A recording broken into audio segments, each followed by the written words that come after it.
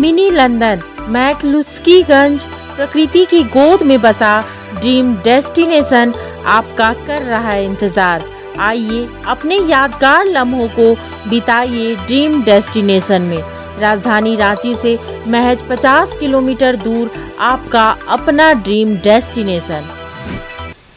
मुख्यमंत्री हेमंत सोरेन को ईडी ने छठवां सम्मन भेजकर 12 दिसंबर को ईडी के क्षेत्रीय कार्यालय में उपस्थित होने का नोटिस दिया है। 5 बार सम्मन भेजने के बावजूद मुख्यमंत्री हेमंत सोरेन अब तक उपस्थित नहीं हुए हैं। इसके साथ मुख्यमंत्री हेमंत सोरेन ईडी के सम्मन को गैर कानूनी होने की बात कहते हुए सुप्रीम कोर्ट तक गए थे। मुख्यमंत्री हेमंत सोरेन को ईडी ने एक बार फिर से सम्मन भेजा है। यह मुख्यमंत्री हेमंत सोरेन को ईडी की ओर से भेजा गया छठा सम्मन है। इस बार ईडी ने उन्हें 12 दिसंबर यानी कल क्षेत्रीय कार्यालय रांची में हाजिर होने का निर्देश दिया है। इससे पहले उन्हें 5वां सम्मन 4 अक्टूबर को पूछताछ के लिए बुलाया गया था, लेकिन वो हाजिर नहीं हुए थे। जमीन घोटाले मामले में मुख्यमंत्री हेमंत सोरेन को बार बार सम्मन भेजा गया है। ईडी की ओर से भेजे गए सम्मन को लेकर मुख्यमंत्री ने भी सवाल खड़े किए थे। अब तक भेजे गए 5 सम्मन में मुख्यमंत्री हेमंत सोरेन एक बार भी ईडी के कार्यालय नहीं पहुंचे। ईडी सीएम हेमंत सोरेन को जमीन मामले में समन कर रहा है। मुख्यमंत्री हेमंत सोरेन की ओर से ईडी के समन को सुप्रीम कोर्ट में भी चुनौती दी गई थी। सुप्रीम कोर्ट के निर्देश पर उन्होंने हाई कोर्ट में रिट याचिका दायर की और ईडी के समन को निरस्त करने का आग्रह किया, लेकिन सुप्रीम कोर्ट के बाद झारखंड हाई कोर्ट से भी मुख्यमंत्री हेमंत सोरेन को बड़ा झटका लगा। झारखंड हाई कोर्ट ने सीएम की ओर से दायर क्रिमिनल रिट याचिका को ही खारिज कर दिया। अदालत ने कहा यह याचिका सुनने योग्य नहीं है। ईडी की ओर से लगातार सम्मन भेजा जा रहा है। वहीं मुख्यमंत्री हेमंत सोरेन कानूनी प्रक्रियाओं को लेकर भी आगे बढ़ रहे थे।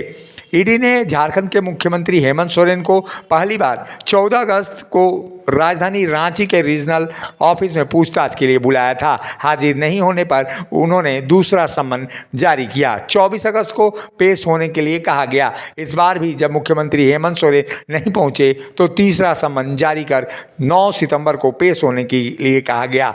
तीसरे सम्मन के बावजूद मुख्यमंत्री हेमंत सोरेन की अनुपस्थिति के बाद चौथा सम्मन 23 सितंबर को किया गया, लेकिन मुख्यमंत्री हेमंत सोरेन कानूनी प्रक्रियाओं के ओर से आगे बढ़े।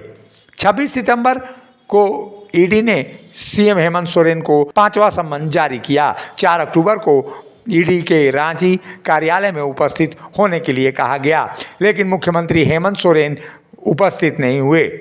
वहीं अब आज 11 दिसंबर को ईडी ने फिर से सम्मन जारी किया है और 12 दिसंबर को पूछताछ के लिए बुलाया है। मुख्यमंत्री हेमंत सोरेन अब कल उपस्थित होते हैं या नहीं, ये देखना दिलचस्प होगा। फिलहाल ईडी और मुख्यमंत्री के बीच रस्साकसी जारी है। मुख्यमंत्री हेमंत सोरेन को ईडी समन भेजने का पूरा मामला जमीन घोटाले से जुड़ा हुआ है। दक्षिणी छोटा नागपुर के तत्कालीन आयुक्त नितिन मदन कुलकर्णी की रिपोर्ट के आधार पर ईडी ने जमीन घोटाले की जांच शुरू की थी। मामला सेना के कब्जे वाली जमीन से खरीद बिक्री का जुड़ा हुआ है। रिपोर्ट में कहा गया था कि फर्जी नाम पता के आधार पर झारखंड में सेना की जमीन की खरीद बिक्री की गई।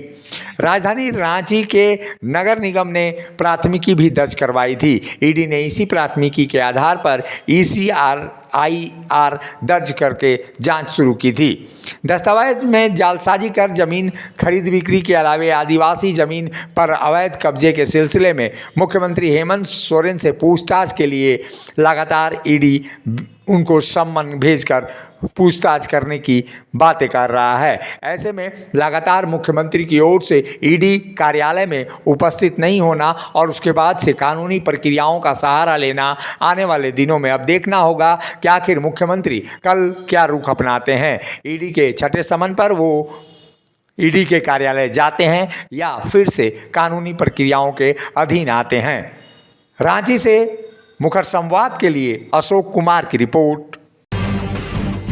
जब टूटती है आस, जब थकती है सांस, जब रूठते हैं अपने, मुंह मोड़ता है जमाना, जब अंगड़ाई लेता है संकल्प, फिर बनती है कहानी, बनते हैं अनमिट निशान। देखिए मेरे साथ संघर्ष की दास्तां।